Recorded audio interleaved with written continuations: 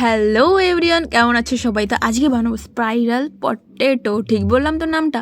তো এটা না আমি ফার্স্ট টাইম বানাচ্ছি, আমি কোনোদিন বানাইনি। দুটো আলু দিয়ে বানিয়েছি।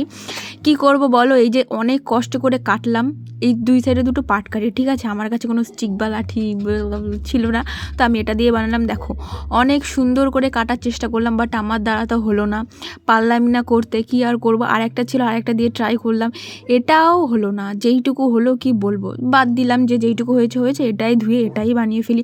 এটাও ধুয়ে ভালো করে ধুয়ে নিলাম। আর এই যে সাইড দিয়ে ওই স্পাইরাল পটেটো কাটার পরে যে সাইড থেকে যেই আলুটুকু ছিল, সেটা দিয়ে আমি বানাবো ফ্রেঞ্চ ফ্রাইস।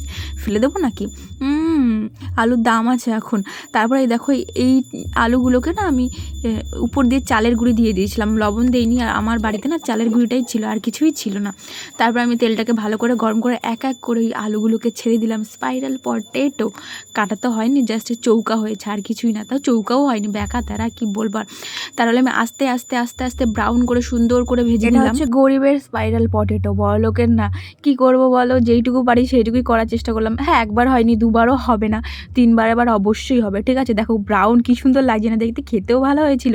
তারপর আমি কিছু পেঁয়াজও গোল গোল করে কেটে নিয়েছিলাম, সেগুলোকে চালের গুঁড়ি দিয়ে ভালো করে ওপর দিয়ে ছড়িয়ে একটু মেখে নিলাম। তারপরে এই যে ফ্রেঞ্চ ফ্রাইসগুলোকে ভালো করে ভেজে নিলাম। এগুলোকে না আমি আগে সিদ্ধ করে নিয়েছিলাম, আলুগুলোকে আগে সিদ্ধ করে নিয়েছি। আগে সিদ্ধ করে নিলে না বেশ একটা ক্রাঞ্চিনেস ভাব আছে, বেশ ক্রাঞ্চি ক্রাঞ্চি লাগে, খুব ভালো লাগে খেতে। আমি ফ্রেঞ্চ ফ্রাইস আগেও বানিয়েছি, বাড়িতে বানিয়ে খেয়েছি। আলু ভাজা, এটা বলে ফ্রেঞ্চ ফ্রাইস, বাট এটা হলো মোটা মোটা করে ক্রাঞ্চিভাবে আলু ভাজা। তারপরে আমি যে পেঁয়াজগুলোকেও একটু ভেজে নেবো। এগুলো না বেশ একটা ক্রাঞ্চি হয়নি, এগুলো একটু সফট সফট হয়েছিল, কারণ এটা চালের গুঁড়ি না। বাস যদি বেসন, তারপরে বেসনের ব্যাটার করে চুবিয়ে চুবিয়ে ভাজতাম, তাহলে এটা ক্রাঞ্চি হতো। এই আলুগুলোকে না আমি একবার ভেজে উঠিয়ে আর একবার ভেজেছিলাম। এটা দুবার ভাজলে একটু ব্রাউন ব্রাউন কালার আসে। তারপরে আমি একটা টমেটো কেচাপ নিয়ে নিলাম, উপর দিয়ে হালকা একটু লবণ ছড়িয়ে দিলাম, ভালো করে লবণটা দিয়ে একটু মেখে নিলাম।